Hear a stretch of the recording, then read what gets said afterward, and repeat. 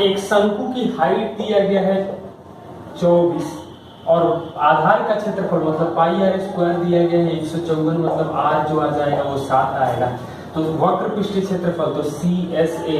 तो पाई R L होता है, तो 7 24 है तो 25 होगा, यानी 22/7 गुणे 7 गुणे 25 यानी 550 सेंटीमीटर स्क्वायर। क्वेश्चन नंबर 42, एक समवृत्तीय बेलन के आधार की त्रिज्या 7 और ऊंचाई 28 को पिघलाकर घनाभ बनाया जाता है। घनाभ की भुजाएं 2 3 6 के बाद में मतलब 2x × 3x × 6x बराबर पाई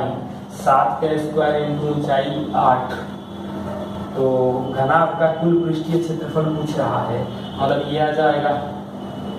36x³ बराबर, ये तो आएगा 154 गुणे 28 7 और ये 9 मतलब 9x³ आ जाएगा हमें 1078। और हमसे पूछ रहा है टोटल सरफेस एरिया, तो टोटल सरफेस एरिया जो आएगा 2 × 6x² 18x² और 12x², तो 12 18 30 36 यानी कि 72x² यानी 72x²। यहाँ से हम कैलकुलेट कर सकते हैं, मतलब अपॉन में 9 लिखेंगे, क्यूब रूट लेंगे और स्क्वायर करना होगा, लेकिन ऑप्शन नहीं मैच कर रहा, आप लोग मतलब कैलकुलेशन करना है तो कर सकते हैं। क्वेश्चन नंबर 43, बेलन में ये दिया गया है कुल पृष्ठीय क्षेत्रफल और दोनों आधारों का क्षेत्रफल मतलब 2 पाई r प्लस h प्लस 2 पाई r² और b दिया गया है वक्र पृष्ठीय क्षेत्रफल मतलब 2 पाई RH।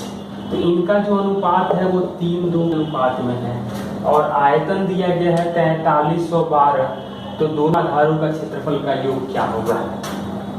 मतलब 2 पाई r को कटेगा, मतलब h plus 2r upon h is equal to 3/2। तो ये 2 मानेंगे तो ये 1 होना पड़ेगा, मतलब या तिरछा तिरछी गुणा भी कर लें तो 2h प्लस 4r बराबर 3h, तो h का वैल्यू आ जाएगा 4r, मतलब पाई r² इंटू 4r आ रहा है 4312, 22/7 गुणे 4 r³ आ रहा है 4312, मतलब 88 से भाग देंगे तो 8 से कटेगा, देखते हैं 88 से ही डायरेक्ट भाग दे रहे हैं, तो ये 49 आएगा, मतलब r का मान 7 आ जाएगा, तो r 7 आ जाएगा, दोनों r मतलब कि 2 पाई r², तो r 7 हो तो ये 154 होगा, मतलब दोनों का एरिया मिलाकर 308 सेंटीमीटर स्क्वायर आएगा। क्वेश्चन नंबर 44, एक गोले की त्रिज्या 21 सेंटीमीटर को पिघलाकर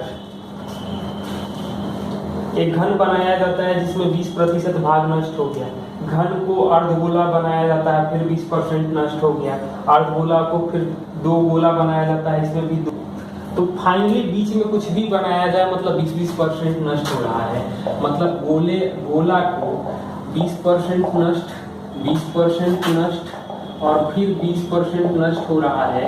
और हमें फिर 2 गोला बनाना है। तो हम 4/3 पाई r³ ना लिखें, मतलब सीधे सीधे 21 का क्यूब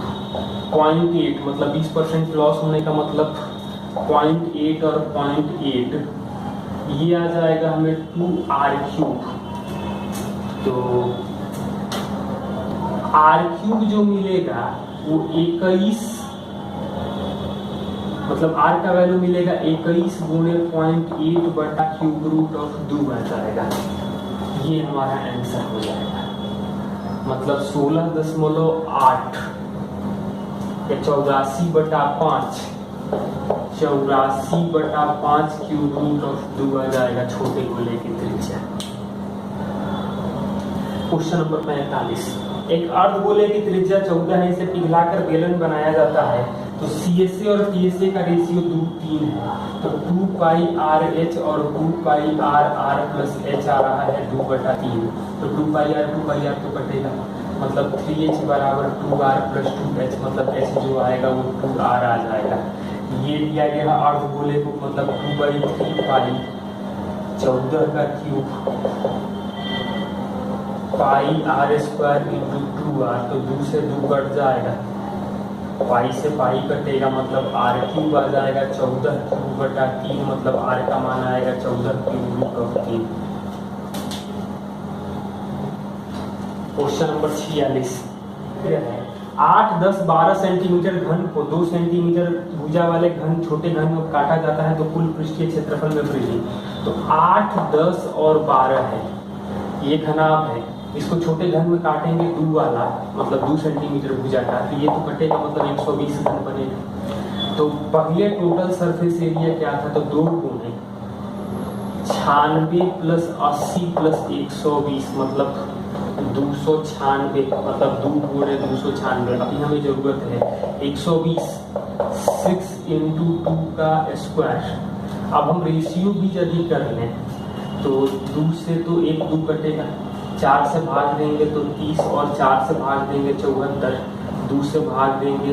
तो ये 37, मतलब पहले 37 था अब हो रहा है 180, मतलब 5 गुना तो नहीं, मैंने 5 गुना नहीं हो रहा, मतलब 4 गुना से कम वृद्धि होगी, मतलब 400% से थोड़ा सा कम आएगा। कितना कम आएगा तो ऑप्शन का भी हम लोग सहारा लें, लेकिन 3 गुना से ज्यादा है और 3 गुना में मतलब 2 ही ऑप्शन दिख रहा है, 314.32 और 386.5%। अब दोनों में चेक कर सकते हैं तो ये हमें दिखाई देगा 143/37 गुणे 100%। तो ऑब्वियस सी बात है कि 37 48 आता है, मतलब 4 बार में, तो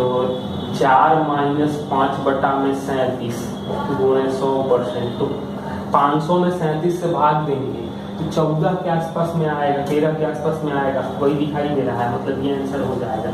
ये इसलिए नहीं देख सकते हैं क्योंकि नजदीक ज्यादा है और 200 वाला तो आंसर देखने का कोई सवाल ही नहीं है।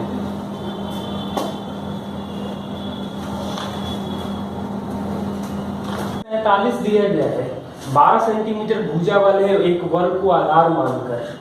21 सेंटीमीटर ऊंचा प्रिज्म है, इसे 2 कटावों द्वारा 3 भाग में काटा जाता है, तो बड़े भाग और छोटे भाग का अंतर क्या होगा। तो 12 वर्ग है, भुजा दिया गया है 12, ऊंचाई दिया गया है 21,